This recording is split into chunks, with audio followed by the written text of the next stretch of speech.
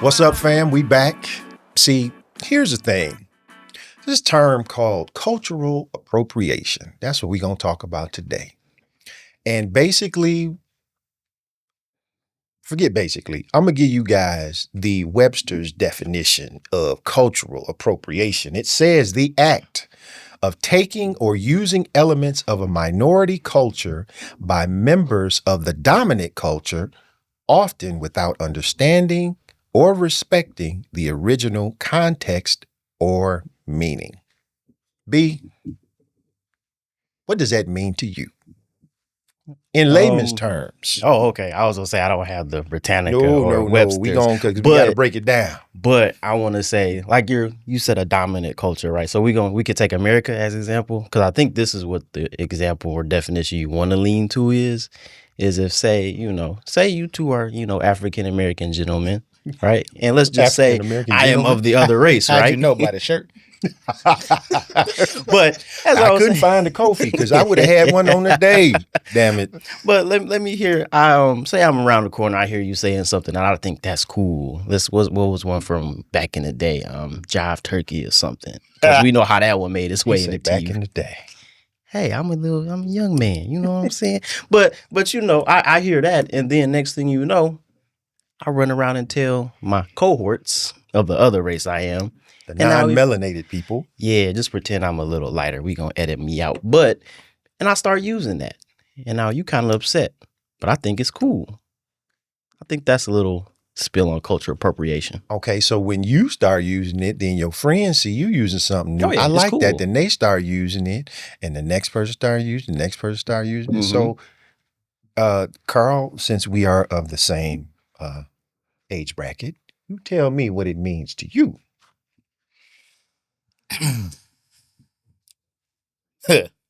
Okay, I'm gonna say this because this just what I do. It's just us. It's just us in here talking. I'm gonna go back to a Paul Mooney quote from the Chappelle Show, and I think you know what I'm about to say. Oh yes, everybody want to be a nigga, but don't nobody want to be a nigga. Yep, that's what it is. Yes. So. And for those who are offended by the word, I apologize. However, that's just what the reality is. You didn't put the hard R on it. We're good. Okay, thank you. We are looking at the dominant culture taking things and running with it and thinking that it's okay, thinking that it's cool and it's making them cool. So in essence, it makes me angry because we have the ability to set trends. Mm-hmm. We have the ability to set culture. Yep.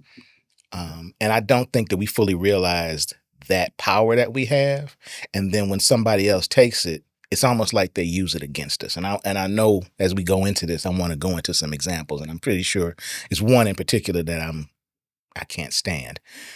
We'll get to that. But yeah, that's just basically what I would say it is. I think, I think about, there's another term to culture vultures, which is in the same realm.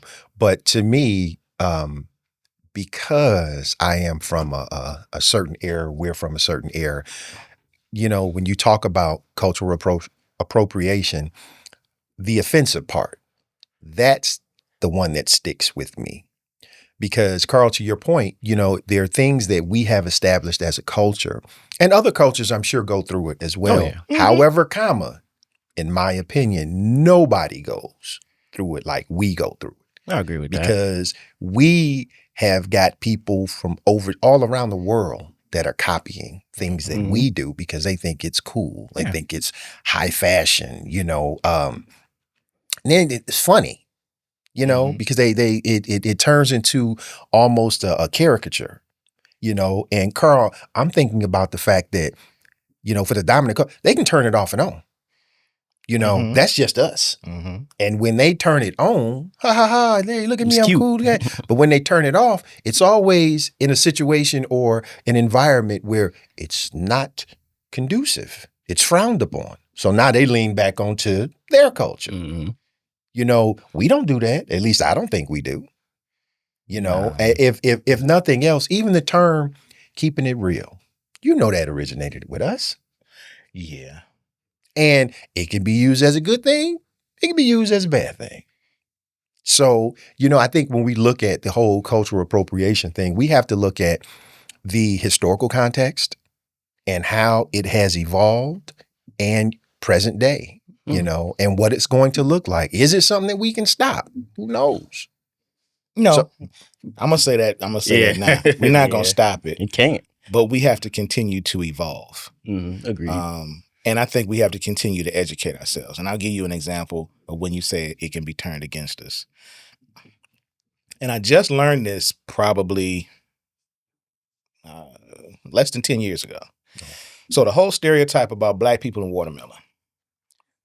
And so that's where I want to go. You know where I'm going. Okay. Yep. So black people after the Civil War became watermelon farmers in the South and really were prospering to the point where the whites in the South, particularly the poor whites, were like, hey, they're making a whole lot of money on this watermelon. They started making caricatures and stereotypes and, black people in watermelon is bad, basically, to the point where black people became ashamed to eat watermelon or to be associated with watermelon. So once that happened, a lot of them stopped farming. They went to other things. And guess what? Those same poor white people took over the watermelon farming and would sell it to black people because they would say stuff like, we know y'all like this. Yep. Ha, ha, ha, ha, ha, ha. And they sold it to white folks, and then they became pretty well off. So again, that's why I go back to my original point. We don't understand the power of the culture that we have because a lot of times we're not educated in what that really means or how powerful it is that we set that culture. So what do you blame that on? Us not understanding the power that we have? Trying to please white folks. So it goes back to the historical context and how, okay. Yeah, and I think that's honestly where it started. I don't know if you want to call it appropriation or not, but I don't know what year it was, but you remember all those racist caricatures? I think that's the start of when we started getting appropriated. Whether it was the Aunt Jemima, you remember that, how she looked, or the little boy with the gorilla cartoon or the watermelon characters we saw. I think that was the start. Well, I think you can take it back to that. Excuse me, but I think you can take it back to slavery. Further. Yeah, true. You can go back to slavery. Because our ancestors arrived here 1619, and there have always been things that have been appropriated. Whether it's cooking. That's why you had the slaves in the house cooking. Yeah, the big strong one in the field. End quote. So I think too that a lack of understanding. And there is no empathy when people, they don't care, and we'll, get into some examples, but there are a couple of things that I found that are key, or as they put it, the key aspects of cultural appropriation. Power imbalance, of course, we talked about that. The dominant culture taking from the marginalized culture, the loss of original meaning, which elements of the culture can be stripped or taken out of context. Carl, the watermelons. It reinforces negative stereotypes, disrespecting and harming the culture, hurtful and offensive to the culture of origin, lack of understanding. And the last one, which to me is the biggest aspect of cultural appropriation, commercialization. Profit. That's the one that should be the first one. Because to me, that's the only one that counts. Yeah. Especially now, because we have gotten to the point where you can't do nothing in our culture without somebody somewhere trying to monetize it. But if we try to monetize it, it never seems to take off. It's always when another culture comes in. Yeah. Or you got to climb mountains too. They put up roadblocks, obstacles. Oh, you want to do this? Now you got to do that. You want to do this? You got to do that. So we black, so we can speak to black culture. But I do want to give a shout out to our Mexican brothers and sisters, because when you start talking about profitability and appropriation, they've turned Cinco de Mayo into, oh boy, that's an American icon. And I'm going like, what in the world? And even the Mexicans are like, yeah, it's not even the biggest deal to us, But everybody and their mamas out in the streets drinking and eating tortillas, and I guess they like, hey, we'll sell it to you, but this is not even, it's not the biggest deal. Town, if you know. So that part of it, like you said, it becomes commercialized. It's really, that's what that Profit. is. It becomes, a good day for the bars and restaurants to open up, and Mhm. even Applebee's is Cinco de Mayo, and I'm like, what are you talking about? It's that one. But for us, I guess the latest one is, well, they they tried their best to commercialize Kwanzaa as much as they could. I remember. It was It was a big push for that. You start getting Hallmark cards. Yeah, Happy Kwanzaa, it was a big push for that one. But now Juneteenth is the new kid on the block. Oh yeah, everybody gets some. So everybody getting in Walmart is selling Juneteenth ice cream and all this kind of foolishness. It's like, and I say foolishness not because of the observance of Juneteenth, but I say foolishness because that's not what it's about. And we've again, and I keep going back to this, we've given up the power of our own culture to outside forces. And then we just kind of sit there and shake our head and say, we have to continue to evolve and actually re-educate what our own people and the dominant culture. But I think part of that too, Carl, comes from just observing. We've got too many examples of things being taken from us, from our culture, to not learn at this point. We've gotten things, we can go back because there are tons of examples, but one that I want to jump into in particular is music. And I wasn't alive, we weren't alive when, what's the white man named the guitar? Elvis. Yeah. When he came about. After the fact, as he started to gain popularity, comes out that some of his biggest hits were not original hits from Elvis. For instance, what's the Hound Dog? Big Mama Thornton, black blues singer. That was her song.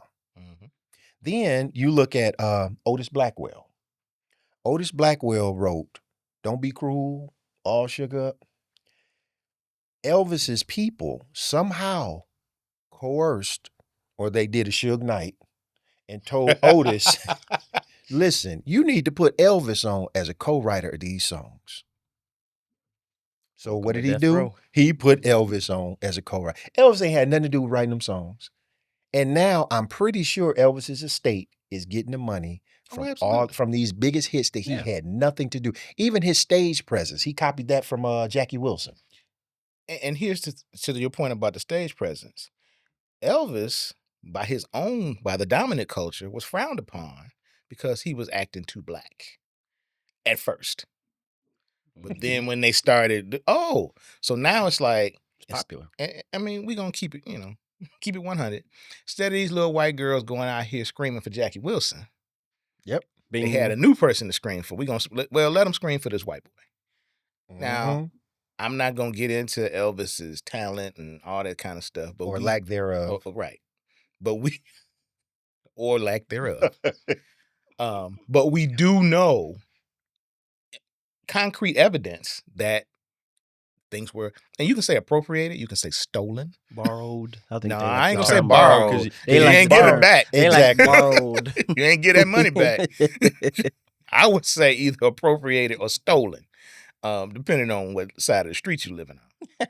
So it's too many. Again, we don't realize what that means. We are, and I don't know about Mr. Blackwell, but some of these artists were probably just writers and so forth. They're just happy that, it's a white man that likes what I'm doing. Oh yeah, I'm just, because that's how we've been conditioned to think that way. We've been conditioned to say, you go from Elvis, you go up to modern day. You see the little white guy that's been on Instagram and TikTok, whatever. Shout out to this guy named Tyler. Tyler did karaoke on a cruise ship singing Keith Sweat. Yes. Next thing you know, Keith Sweat got him on stage at his concert. And people are screaming and everything. They so happy to see the little white guy singing. And no disrespect to Tyler, because he did a good job. However, why are we so excited when white folks give us some type of approval, or we invite them to the picnic? I don't know what picnic this is. Coming to the or the cookout or whatever, It ain't none of mine. And I'm going like, where's this cookout and who else is invited? It's a lot of people apparently coming. Because it's like, what do you, just because that invitation, because we're so excited that, They like what we do. They like how we dress. They like how we act. But then all of a sudden, it turns into something totally different when they get it. And then we looking like, well, that's not what that is. And or I ain't getting no money off of that. Because now we understand the power of the dollar and what we've given away. And I continue to trace it back to slavery. It is. It's all the slave mentality. For the life of me, I cannot understand how, going back to my original point, how we cannot collectively as a people see what has happened in the past. It's in front of our face, but we still can't see it. And there's still a certain element of our community that wants to please the white man. And I don't understand it because, even when you go, staying on the topic of music, I think the biggest jacking has occurred in rap music. Because we have no idea how much money we could have made had we kept it where it was. I don't know who the first brother was that, sold out or whatever the case may be, but you can go back to Gil Scott-Heron.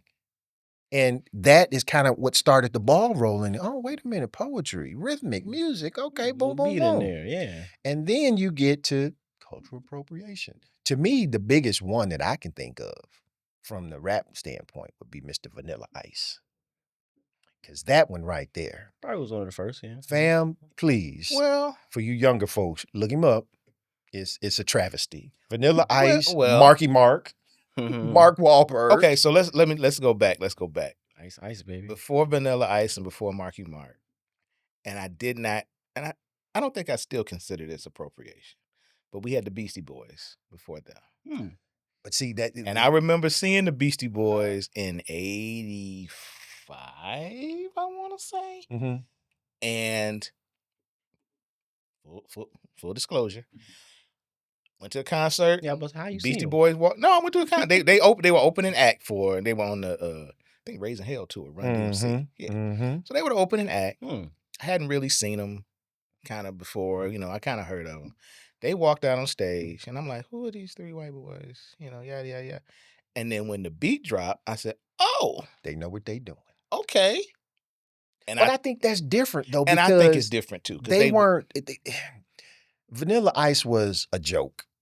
The baggy pants. It was a character. Hair. Exactly. Yeah, that was the Beastie Boys were white MC. Beastie Boys were authentic. The same, exactly. The same with Marky Mark. But the Beastie Boys, they were characters. Woo! They was giving it to, because even the brothers was like, wait a minute, hold on. Right. And they remained true to themselves throughout. I mean, their style was different. What they talked about was different. It was just that we like this genre of music, and we're okay. And I'm okay with that. They didn't steal from nobody. They were their own entity. I can't think of anybody. But you know what? Even before Vanilla Ice, they started commercializing rap. They started putting it in TV commercials. Now, I remember, because look, like you said, we're of the same generation. This is just, I remember when it came, when rap really started becoming popular. I remember my older relatives saying, I don't like all that stuff, and it ain't gonna be around long, and I'll be glad when this phase is over. Well, we heard all of this stuff. We can remember when rap only came on the radio on Saturday nights. Or either late at night. You got your cassette tape. You got your cassette tape, right? So got a treat. It's like I'm privy to the origin story of this. So you kind of see the evolution. So now, at the age we are now, I can see where it's become just a money-making opportunity. It's not an art form anymore for most people. For a lot of people. Let me ask both of you guys this question, though. In terms of rap and how commercialized it's gotten and been hijacked from our culture, are you offended by it? It depends on the avenue. I feel like you can take offense to it. So if you see somebody trying to sell some Cheerios and they rapping, that doesn't offend you? I'm gonna put it like this: there's a viral video of an Asian man rapping, and it's cute, it's funny, but where does that come from? That's usually us you see in the studio. And he, I wish I could pull up the clip and show you, but he's got a gang full of black men behind him, and there's one Asian guy. And then he's starting to rap and he's about to drop the M-bomb, but he covers his mouth and brings his black friend in to say it. That's offensive to me because that's essentially saying I'm an Asian man and I can say N-word. Now, if I'm sure you remember from 10, 20 years ago, they had the little Reese's Puff commercial with the little black boy rapping, selling the cereal. That is funny, it's cute, but you already know what it is. It's some white executive saying, we're going to rap to sell black kids this cereal. I think it's like the common cold nowadays. But when I see, I'm not gonna say name, but an Asian man rapping like trying to be Tupac, I'm gonna take a little offense to that. I'm offended, but I'm more disappointed and disheartened because again, I saw what it used to be, Mhm. and I saw what it could have evolved to. Now I find myself listening to rappers who are my age, and I never thought that 50 plus. When I was in my teens and 20s, I never thought that at 50 I'd be listening to the same person I listened to when I was in my teens and 20s. Because I'm like, at some point you got to retire But from hell, this. the Clips. I didn't know Malice was 52 So- and Pusha T is 48. And What you thought they was 20? I didn't know they was So They that. was around for a while. No, but I'm loving it. so I'm like, listening I listened to Killer Mike's album with that won the Grammys and all that stuff. Mhm. It's phenomenal to me. The Clips album, phenomenal to me. So that's what but then you've got the people that are out now and everybody's mumbling and grunting and whoo, Yeah, it's mumble rap and now. I don't and I feel like the old man yelling get off my lawn at this point because I'm like I don't understand that. It's not what it used. So I have to listen to people who actually say something. I mean, it's bad when I find myself listening to a LL Cool J album. And I remember buying the LL Cool J album in 1985. And I'm going like, he's still around and he's putting people like Eminem on there because it's like, I need some more old cats to get on my album. And speaking of Mr. Marshall Mathers, we already know you can never put him in the category of Marky Mark or Vanilla Ice because it's some black rappers that won't mess with Eminem because the boy is, hey. And again, I think the way he came out and what his material was, again, it was authentic. It's not, and people can wasn't made up. It wasn't made up. Yeah, true. And nobody was talking about hating their mother and growing up in a trailer park. I mean, people weren't talking about that stuff. So when the way he came out, right? And then we didn't see this. And for those of us who are in Detroit or in the Detroit area, we know the areas that he grew up in and the people he grew up around. They not no jokes. So we kind of can validate that. It wasn't West Bloomfield. It was not West Bloomfield. For those of you who saw the movie 8 Mile, he wasn't like Clarence at all. So I mean, it was a lot rougher than the way it was depicted in the movie. We get that. So it's like we can kind of stamp that. Now, what people feel about how he raps and everything else, a lot of people are like, oh, he's stale and blah, blah, he's commercialized. Okay, whatever. However, listen to what he's saying and how he does it and how that's totally different. He became validated through us, and that, which is again, we have to understand that power. We can validate someone or unvalidate someone, or disvalidate someone if we need.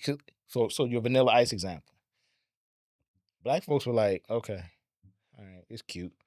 Because we was laughing at it. Yeah, I was laughing, and he was trying so hard, and that's just it. He was trying, and he got it. He got his check. He did his little thing. Okay, cool. He had his little run, but it's just like to me with the commercials, and they're rapping, and back in the '80s when I saw rap in a McDonald's commercial, it was the old lady saying, "I want my Big Mac," and I'm going like, this is not what this is. But now. We see it everywhere. They got Travis Scott, they Happy got Meal. Right, they got real songs now. They got the Cardi. They had the Cardi B. They had the Cardi B. They had all this. Nicki Minaj is doing whatever, and it's like, and that shows too that we're moving the needle in that respect. Because I think what people are doing, they're starting to recognize their worth and their value. You want me to do this, and guess what? Write that check. And then of course, corporate execs, they recognize, well, you know what, let us put somebody who is authentically Black out here so that people will accept them and they'll accept our product. But does it do anything for the culture? Of course not, because most of those artists, though, in our opinion, they way past us now. They're not thinking. You know, I continue to use the Jay-Z example with the NFL. You know, and how, you know, I'm done. You know, some people call it selling out or whatever the case may be, but you know, one minute you standing with Kaepernick, the next minute you saying, you know, once you joined forces with the NFL and became the producer of the halftime show and all this other stuff, somebody asked him, you know, well, how do you feel about the kneeling? Oh, we're past the kneeling now. Well, how dare you be so dismissive of something that has affected us in a way that he would never feel? Cha-ching. I'm saying that he's so rich now. No, say that again. I wish I had a cash money. Say that again. I'm gonna get one of them buzzers. Because this is one of the things that and I want to get off rap music because I want to talk about something else. But I do have to put this. Yeah, I got one too. This was one of the things that I used to hate back in, again, late 80s, mid to late 80s when Public Enemy came out. One of the things they said that them and NWA, we're the CNN of the streets. We're reporting what's going on in the streets that people aren't talking about. What's happening in the Black community. Okay, cool. Police brutality. You put 2 Live Crew in that too?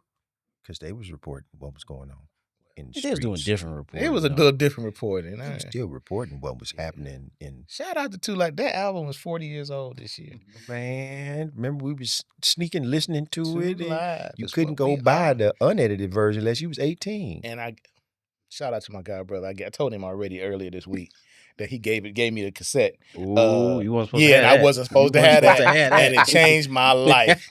Let me say that to you. You was not supposed to have that, huh? Shout out, Tony. Shout out. Like I told you thank you early this week.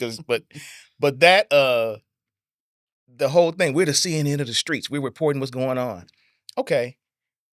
And yeah, a lot of people didn't understand about police brutality. They weren't in the hood. They didn't understand about the drug culture if they weren't in the hood. So those things were valid. Fast forward, you're still not telling me what's going on in the streets. You can rap about the same stuff today, and it's like, oh, we're reporting what's going on. People know, and they don't care. They don't, you know what I'm saying? The people that live there know. And you're not telling anybody else. What you're doing is you're making it look cool to the dominant culture again. And you can't, so stop all of that. But those same people are in a whole nother tax bracket. You're talking about, okay, NWA, Ice Cube, Dr. Dre, they were in NWA. Do you think either of them live anywhere near the hood? Do they really understand what's going on? No. You know how we feel about Ice Cube. I mean, okay, Jay-Z, same thing. Okay, you telling me about when you sold drugs, but how far are you away from selling drugs now? I don't think you need to sell crack anymore. Yeah. How far, just a guess. How, these people, you have to talk about totally different things because you're on a totally different level. And that's fine. I'm not going to disparage you making money and doing what you do, but don't come back to me trying to bring the same culture because, like you said, he's disconnected. How you gonna tell me we're past kneeling? Who was we? You are. Cha-ching. There you go. Because you're on another level. You sitting there talking to millionaires and billionaires making $1 and $1 billion deals, where cats in the hood is still getting bust in the head. So I don't need that level of you talking to me anymore because you're beyond that. And like I said, that's fine. That was your goal. You achieve your goal. My thing is go sit down somewhere. Well, he still continues to pander, in my opinion, and that's exactly what it is. That's because. Oh, and you press a button? Yeah. Cha-ching. There you go. All right. So cool, cool. That all money ain't good money. So, B, let me ask you in terms of a concrete example of cultural appropriation. What do you have for us? All right. I'm young, but I got a good one because I'm gonna jump back in time. So y'all remember those blaxploitation movies? Oh yeah. That was a good one. I figured that I feel Man, like don't that get wasn't us. the source, but That's how I fell in love with Pam Grier. I'm sorry. Some good movies right there. Shout out to Pam but Grier. at the same time, yeah, they were some good movies. I liked them too. But at the same time, what were we all portrayed as? Drinking 40s, pimps. Well, it was before 40s. Yeah. Well, some of them the later on, CB4, Oh, we going back. So I know you want to talk going about back to the Pam 70s. Grier. Yeah, we going back to the 70s. We can go, but you see where I'm getting at. Yeah, In okay. most of the movies, where was the black businessman? I don't remember a black exploitation movie about a black businessman in his corner office suite doing $1 million deals. But they was on the corner. They was pimps. They was fighting with the police. And I know it did a good thing because it put us in Hollywood. But at the same time, we were put in Hollywood with the same stereotype over and over and over again. And I know you like Pam Grier, but she could have been in a rom-com or something too. No, so I'm glad she was in what she was in. y'all shouldn't have been looking at that either. Yeah. Y'all ain't see. Pam, if you out there, you watching us, anytime you want to come on the show, We shouldn't have been, but jeez. You had your CD and you Lord. seen that. That was a good weekend. Huh? But what about Dolomite? He owned all of his. Fair. Yeah, but that's just one. But his movies were not. I mean, I loved it. No, Rudy Ray Moore, shout out. I love the movies. However, they were not the best representation of us, and I think that's and that's a big thing. We took a hit. And Tyler Perry is. Well, that's the new version of blaxploitation. Yeah, I'm not. That's the new version. I went back. We can't talk about Tyler Perry. That's a whole nother avenue. Talk about what he gonna do? Scratch my eyes out? And I I'm just see it come running through. Right, Madea Michael. Them hot grits. Tyler Perry, he's filled a niche. It's almost, you're right. It's almost like a blaxploitation type. It's the new type. So it's the new type. It's you do have some positive character. Not that you didn't have positive characters, man. I don't know.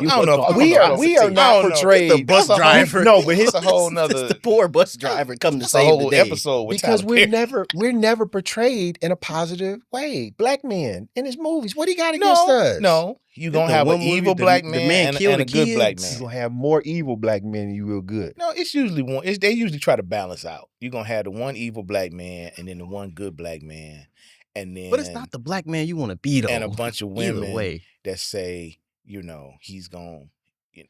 Girl, you need to be with him. And I think right. And I think that what it is, a lot of it is we never get to the heart of the evil black man to find out why he's evil. That's all. He's just that way. He's just that way. And I think that that's a complicated character study that you may or may not get to in the movies.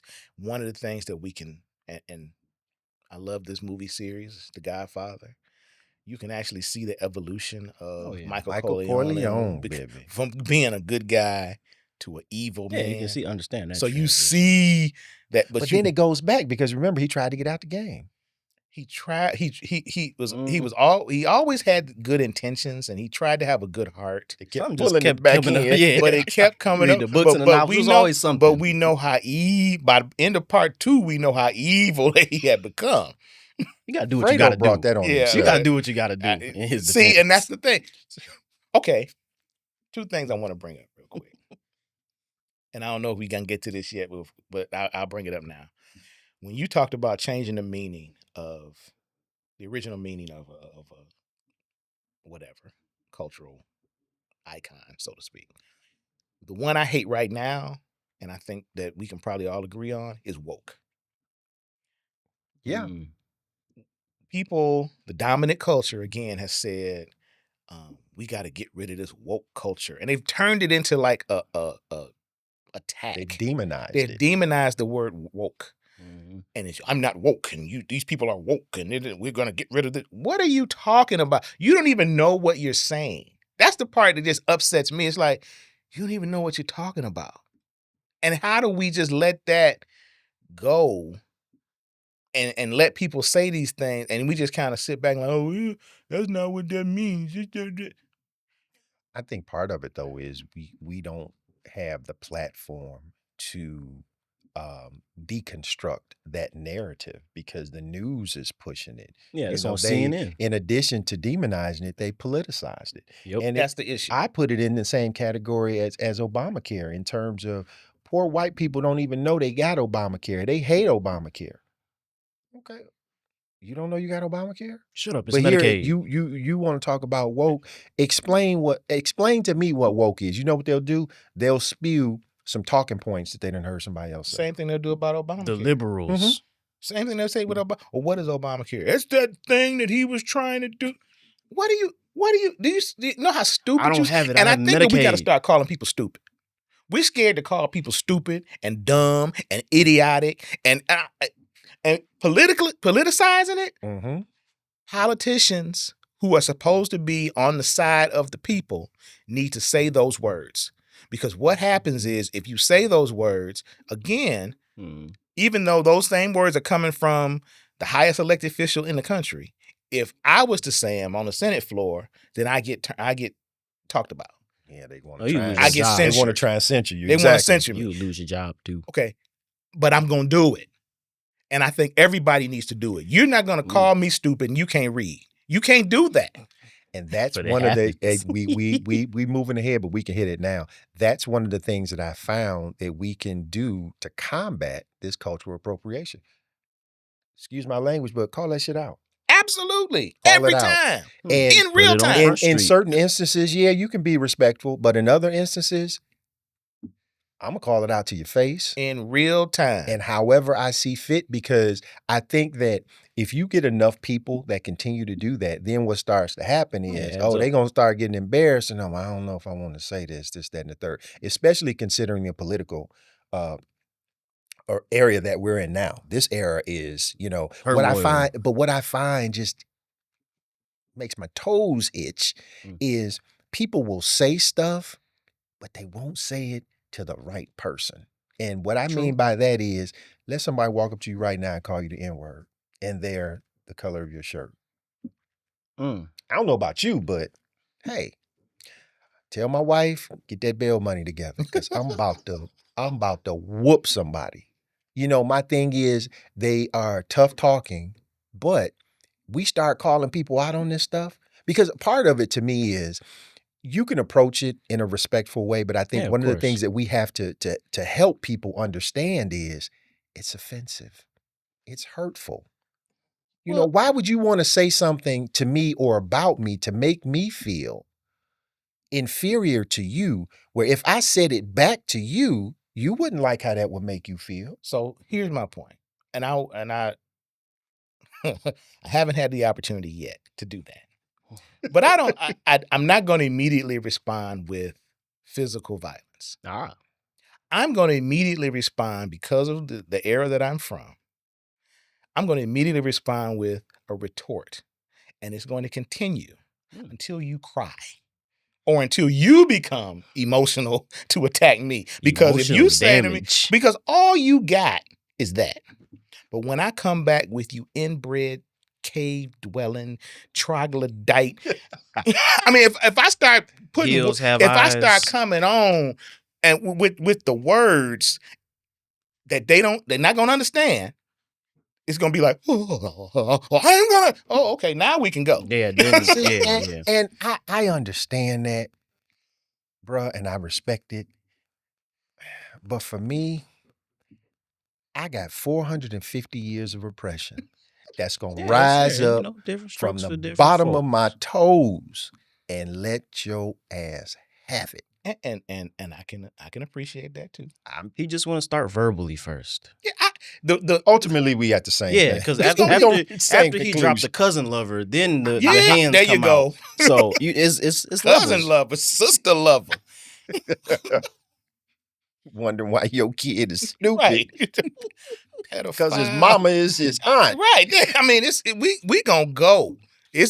I got a lot of more, because all you got is that you never. That's all you got. And when you see the videos, that's what they keep repeating. You monkey, you nigger, this, that. That's all you got. But that's all you got. Because when I start coming with you, and like I said, they get violent. You'll see people. I saw a guy the other day. He was now, I don't know what he did, but he was going door to door selling something. Oh, And I saw you that. saw that. Yeah. So he's recording the people as they're throwing all these racial insults, but they're getting more and more violent as he's calm. And walking away. Yeah, as he's walking away and remaining calm, they're getting more and more violent. So this is, and then I'm gonna throw this in here. I know we going all over the place with this, but that's one of the things that I think when we talk about cultural appropriation, that Black people in this country have committed cultural appropriation against white people for negative things. We'll become we'll use violence to solve problems. That's not our culture. Mm-hmm. True. It did start, historically speaking. But you know what I think too, part of that, Carl, is a lot of us have been oppressed for so long. And it's almost like a bubbling over. A lot of us, not all, because there are some of us that's the first thing they do is pop off. True. Because they don't understand how you can resolve the situation peacefully. Or like we tell our kids, for the most part, if something's going on and something about to jump off, the best thing you can do is remove yourself from the situation. My issue is, though, like you said, we pop off at the wrong people. We pop off at each other. Yep. That's the part that white people will take, and they stole Black people from Africa, brought them here, enslaved them, treated them like subhumans. We have documentation. This is not debatable. This is not, you can't change history or anything like that. Well, they're trying to take it out the history books. Yeah, you're trying to take it out, which is another. happened. It happened, and then say, okay, now you're free. We even. None of that time has en masse Black people attack white people. They've never used those, even if we've had the opportunity to, economically, physically, proximity-wise. We've never done that. Do you think, though, is that part of the fear that they have now? Is that we could at some point mount that they have? Yeah. Oh, it's a constant, it's a subconscious fear for sure. Because it's never, that's what I don't understand. It's never happened. But it's almost like fear of that's the what drives possibility them. of it But that's happening. why I said that's not our culture. Yeah. That's not part of who we are. That's not in our DNA to say, okay, what was done to me, I'm going to do it to you. But you know what? Think about this, though. In addition to stealing our people and bringing them over here, they forced a lot of their culture onto us. Absolutely. Yeah. So what you have is generations of these cultures, these ideologies, things of that nature have come upon us. And it's almost to the point, Malcolm X, the chickens have come home to roost. You still got this in the back of your mind that this is going to happen, which I think is one of the reasons why they will placate a certain group of us, a certain number of celebrities, athletes, entertainers. They put them out there. Okay, let us give you this, so that you can talk to your people and that part, put them at ease, not realizing, Carl, when you mentioned slavery, I just recently saw something where I talked about the slave trade. And I know these numbers are probably undervalued, but they said that there was a study done back in 2015. And the gentleman reached a conclusion that slave labor earned white Americans somewhere between $5 and $14 trillion. And I think these numbers are undervalued. Quite honestly, I'm sure. I don't know if there's any way that you can truly quantify that number. Yeah, you can't even inflate it. Nobody in our ancestral pool got any money from that. Nope. So that is, yet again, people, they're real quick to say, well, I didn't have you in slavery. No, but your family is living off the money that was made from slavery. And to this day. Entire industries in this country, entire industries were built off slavery, off slave labor, free labor. So even if you did not enslave anyone, or your ancestors didn't enslave anyone, guess what? They created an industry for your family to live well on. Oh, definitely. So anybody that's working in the textile industry, anybody that's working in the tobacco industry, anybody that's working in any type of agriculture, any type of, right, you start going into the industrial age. All of those things, they were built off of slave labor and or next to free labor. So you can't say that, well, I didn't do. No, you didn't. But at the same time, I wasn't enslaved. But guess what? I'm still playing catch up. Yep. Oh yeah. So We are way behind. we're not gonna sit here and start to go tit for tat of who did what and who did what. Because they'll lose every time. Yeah, you're gonna lose every time.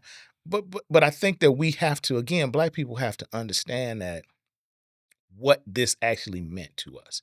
I've had Black people say, that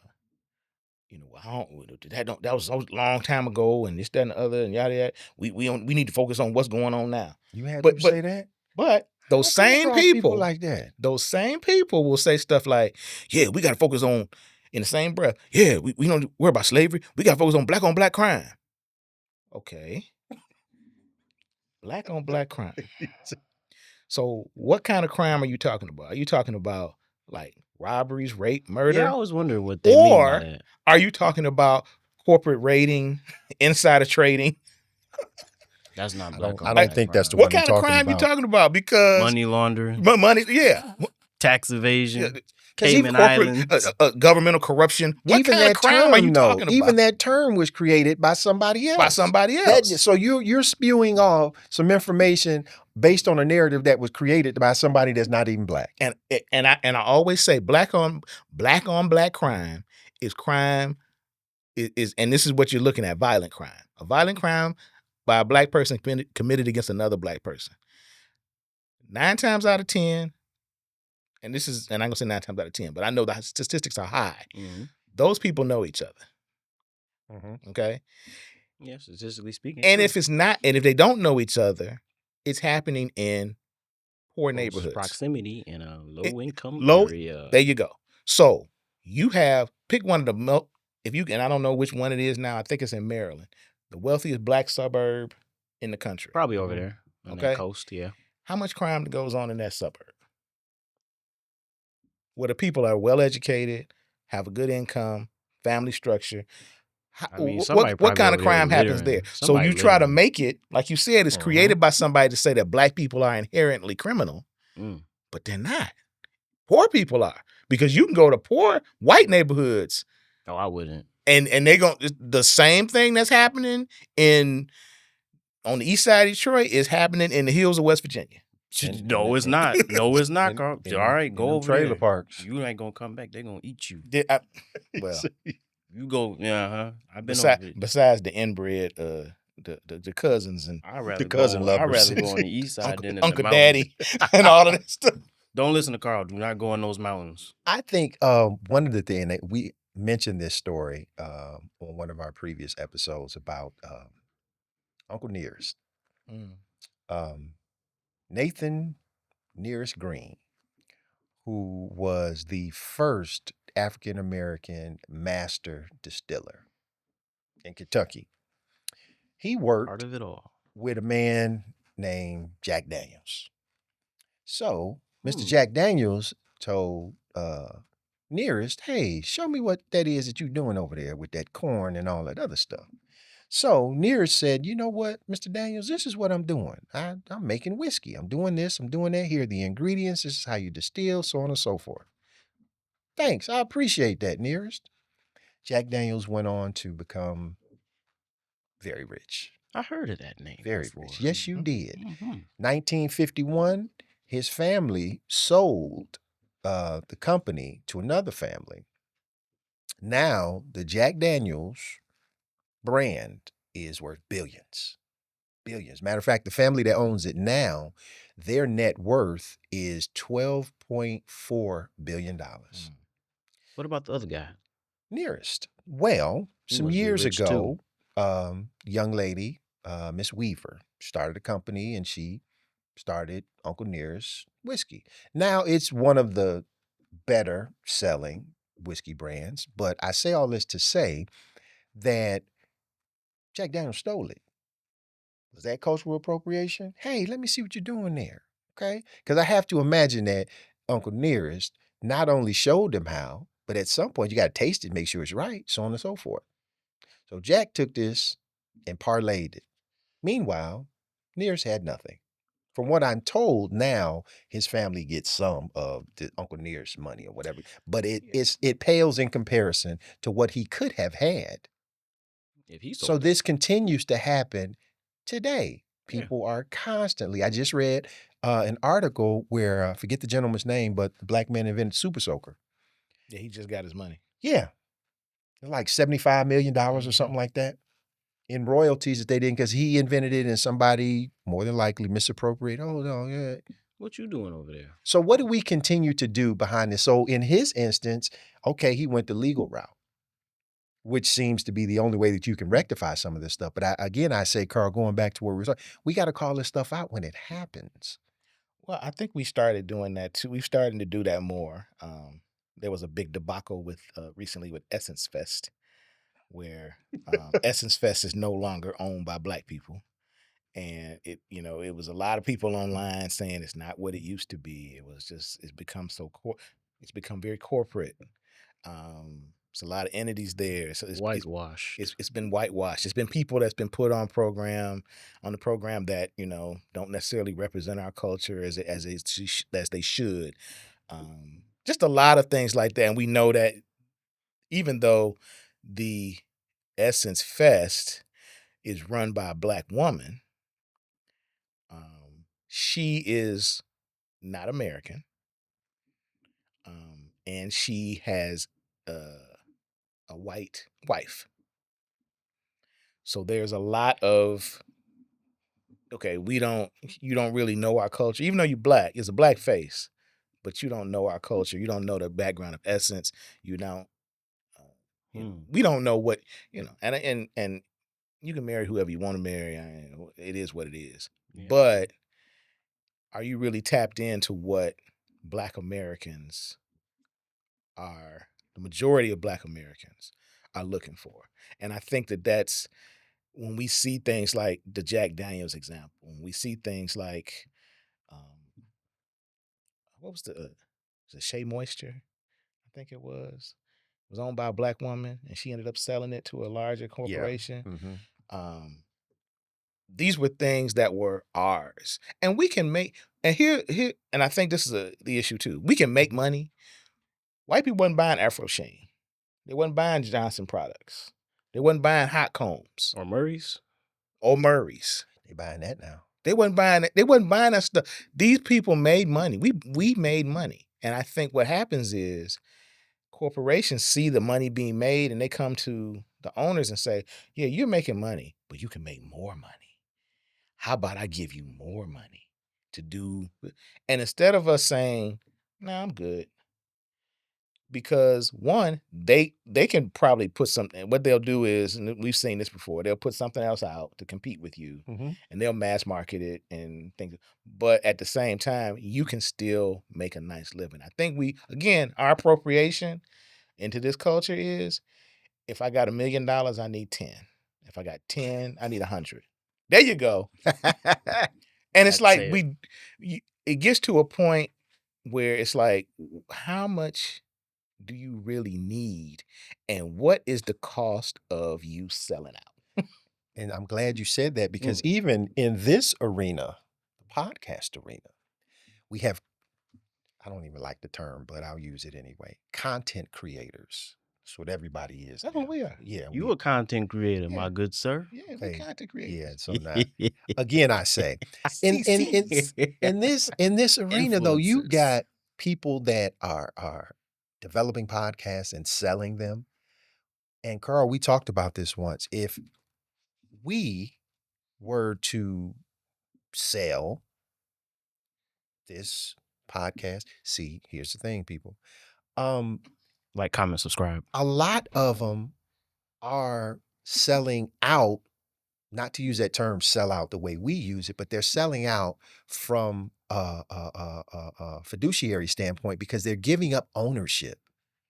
And Carl, that's something that I know, I can say collectively for all of us, we wouldn't do. If somebody came and offered us $1 million and say, okay, I give you $1 million, but I need to have 51% control of your show. Guess what? You get to know. Because if you're offering me the money, you see the value. Exactly. So why don't we have more people that see that. You know, I don't understand, you know, because if it's yours, it's yours. And my thing is, okay, well, if you don't want to do this deal because you want ownership of this, we don't have a deal. Because we know why we're doing it. We're not doing this to make money. Fam, we're doing this to help and put out information. This is a platform. This is our ministry. We do what we do. But I can't understand how people seem to think that money is the end all be all. I'm not selling my soul.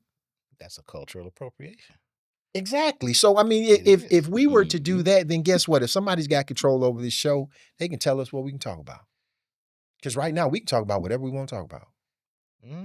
Within reason, but I'm just saying. And they will tell you what you can talk about. Yes. And tell you how far you can go with that. Absolutely. No. And make you apologize. We're going to have to rescind episodes 1, 2. Yeah, right. The views and opinions expressed. So I think that it's something that, you know, we can definitely work on, this whole, you know, cultural appropriation. And by work on, I'm saying combat it. You know, fam, we've given you guys some food for thought, and we just want to say, you know, you see it, call it out. You can be respectful. You know, it doesn't have to, you know, necessarily become contentious or confrontational. That's the way I go, but never mind. We want you guys to just think about it. You know, it is. We try to, you know, we do episodes that, you know, we think people need to hear. So as always, you know, we want to tell you guys, like the episode, subscribe to the channel, you know, throw comments in. We're here for all of it. And as always, we want to say, stay prayerful, stay patient, stay peaceful, stay positive. See you guys next time.